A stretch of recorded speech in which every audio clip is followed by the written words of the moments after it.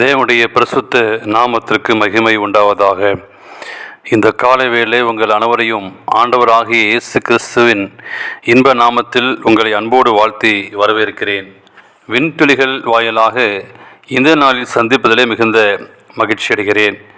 Mark 11ஆம் அதிகாரம் 24ஆம் வாக்கியம் சொல்கிறது, ஆகையால் நீங்கள் ஜெபம் பண்ணும்போது எவைகளை கேட்டுக்கொள்கிறீர்களோ அவைகளை பெற்றுக்கொள்வோம் என்று விசுவாசிங்கள். இந்த நாளின் செய்தியின் தலைப்பானது நீங்களும் முத்தாய் மாறலாம். ஜெபம் என்பது நாம் ஆண்டவரோடு தொடர்பு கொள்ள அவர் நமக்கு கொடுத்திருக்கிற வல்லமையான ஒரு ஆயுதமாகும். கர்த்தரிடத்தில் ஒரு ஆரோக்கியமான உறவு கொள்ளும்போது அவருடைய குணங்களை நாம் பிரதிபலிக்க ஆரம்பிப்போம்.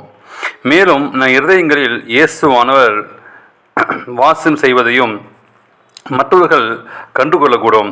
அப்படிப்பட்ட உறவானது எல்லையில்லா தேவ அன்பை மற்றவர்களுக்கு பிரகாசிக்கும். மேலும் நாம் பிரச்சனைகளை குறித்து அக்கறை கொள்ள ஆரம்பித்த பரிசுத்த ஆவியானவர் நம்மில் கிரியை செய்தாலே பிறைய பிரச்சனைகளும் அன்போடும் பொறுமையோடும் அக்கறை கொள்வோம். ஜெபமே ஒரு மனிதனின் பலனாக இருக்கிறது. மற்றவர்களின் பிரச்சனைக்காக ஜெபிக்கும் போது அவர்கள் மேல் நாம் கொண்டுள்ள அக்கறையை வெளிப்படுத்துகிறோம். அது அவருடைய அன்பு வெளிப்பட காரணமாக இருக்கிறது. உதாரணமாக, சிப்பிக்குள் சிறிதளவு மண் செல்வதால் அதற்கு அதிக உறுத்துதல் ஏற்படுகிறது. அப்பொழுது அந்த சிப்பி அதிகமான திரவத்தை சுரக்குகிறது. பிறகு அந்த திரவம் ஒரு கட்டியாகிறது. அதன்பின் அந்த சிப்பியை பிளக்கும் போது வெண்மையும் பளபளப்பான முத்து கிடைக்கிறது. அந்த சிப்பியை போல பழைய பிரச்சனைகளால் நாமும் உறுதிப்பட வேண்டும். அப்பொழுதுதான் ஒரு முத்து போல தேவ அன்பை மற்றவர்களுக்கு பிரகாசிக்க முடியும். அதனால் நம்முடைய இருதயங்கள் பரிசுத்தமாக்கப்படுகின்றன. கிறிஸ்து நமக்காக பரிந்து பேசிக் கொண்டிருக்கிறார் என்பதை அறிவோம். அப்படியானால் நாமும் கர்த்தரிடத்தில் பிறருக்காய் பரிந்து பேச வேண்டுமல்லவா? கிறிஸ்து தம்முடைய சீடர்களுக்கு பரிந்து குறித்த ஜெபத்தை யோவான் 17ஆம் அதிகாரத்தில் சொல்லப்பட்டுள்ளது. நமக்கு போதனையாக அந்த ஜெபம் எழுதப்பட்டுள்ளது.